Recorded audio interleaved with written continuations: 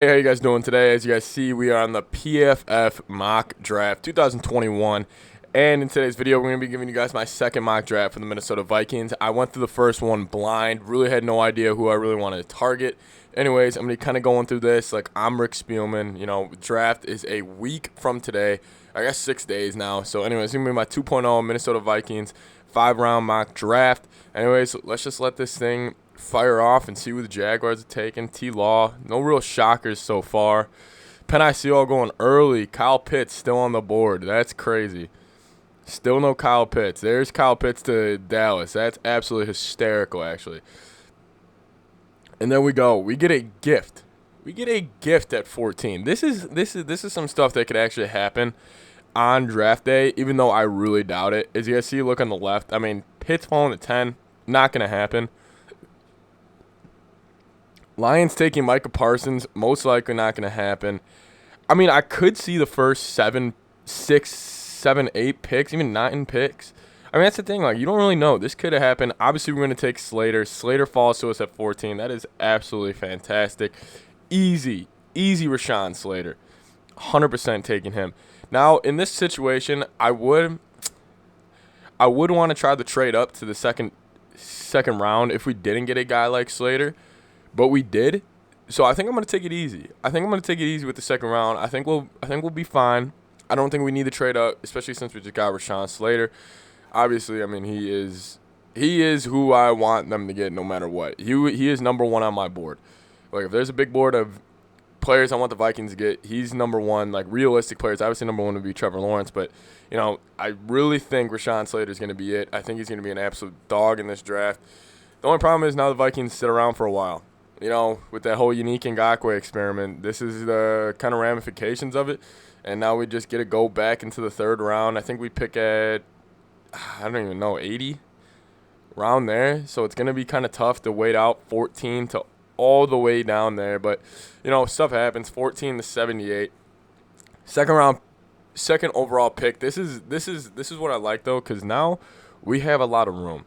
Now we can really see Jamin Davis right there. I think that's extremely unrealistic. Obviously, I'm going to have to take Jamin Davis. This is a little too perfect of a draft right now, honestly. Really, because Jamin Davis, I mean, I don't even need to think about that. I'll take him right now. But, I mean, Jamin Davis, in my opinion, is the second, even maybe the best. I mean, I don't really think him and Micah Parsons have that big of a skill gap. Mainly because, I mean, Jamin Davis just flies around the field. Micah Parsons obviously does the same thing, but anyways, we are back with our third pick. This is where I like to be. There's a guy I really like in this draft. His name's Tyree Gillespie, a safety out of Mizzou right here. I'm going to try to save and get him. I think we could pick him up in maybe the fourth right now with a fourth-round pick, but I think we do definitely need to try to get an edge. I think now this is when the Vikings should try to get an edge rusher is later on in the draft. Jonathan Cooper from Ohio State.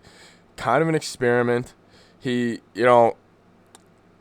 could take a risk on this guy. I mean, I've seen him play in college. He doesn't really pop off the screen like when you're just watching the game, but he does a lot of good stuff. I think we're going to go Jonathan Cooper. I mean, if that would be the first 3 picks of the draft, is going Jamin Davis, Rashawn Slater, and then him, I mean, that would just be absolutely ideal. And now I still have my guy Tyree Gillespie, a box safety who I think we need to get to replace Harrison Smith in the future. He's a box safety. He's got great instincts. He just needs some tutelage. And I think, honestly, if he ends up with the Vikings, I think that might be one of the best places for his own career to go to is this guy named Tyree Gillespie. Hopefully he's still there. I don't think I've seen him come off the board just yet. All right, here we go. Let's see if he's there. Jamar Johnson's still on the board. He's kind of a stud safety, but I like my guy. I like Tyree a lot. I'm going to pick him up 112 overall rank in this. Tyree Gillespie. Listen, guys, you guys might not know a lot about him, but for some reason, Vikings would get him on draft day. We will all be super happy. Just trust me, he's a box safety. He plays aggressive. I love him.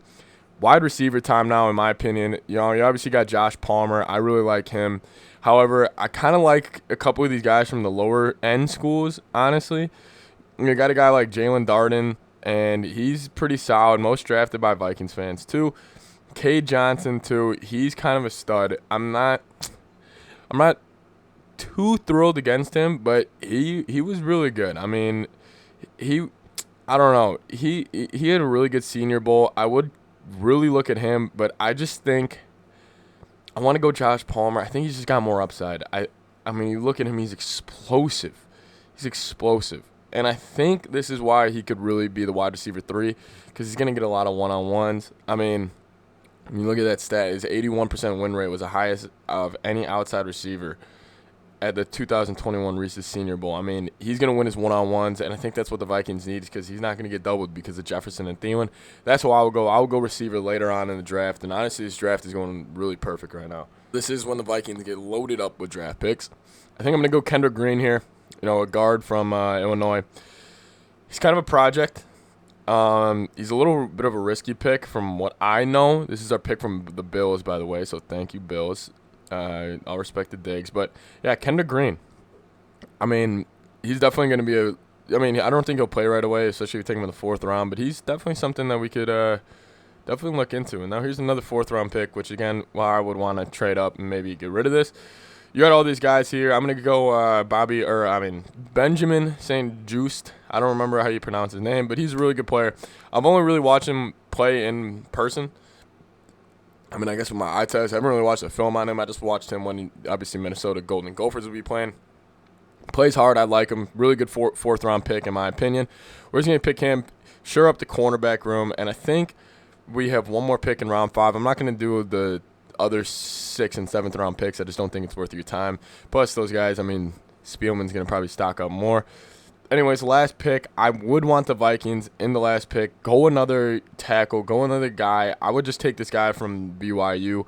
I don't know. I've seen him obviously only play when he was playing with Zach Wilson in that Coastal Carolina game, but they were talking about him pretty high on him. He's a kind of a project too. And now we got another 5th rounder. I always forget the Vikings got all these damn picks. I really like Bobby Brown, but I also really like Trayvon. We haven't really taken a D tackle yet, so I'm gonna go Bobby Brown. He can sit behind Michael Pierce for a year. He can kind of develop, and that's about it. So, anyways, that's about it with that 2.0 mock draft. That went way better than I thought, especially with us landing Jamin Davis and Rashawn Slater. I mean, the Vikings could ever do that in this draft. Automatic A+ out of Spielman. I just had an A+ draft. Obviously, I don't think it's realistic because they had Pitts going to 10. They had Penei Sewell going 4. They had a bunch of stuff going around. But if Slater could fall to 14 and Jamin Davis falls to the 3rd round and the Vikings pass up on them, that's when I'm going to get upset. Anyways, guys, thank you so much for watching my mock draft 2.0 live on the PFF mock draft board. Anyways, guys, leave a like on the channel. Best way to help me. Comment down below. Another great way. Let's beat this YouTube algorithm. I'm trying to hit 10K. Trying to be your best Vikings YouTuber. Beat the YouTube algorithm with me, and we're going to have a great draft night. Come to the stream. Cannot wait to enjoy that with you guys. See you guys next time. Peace and Skol Vikes.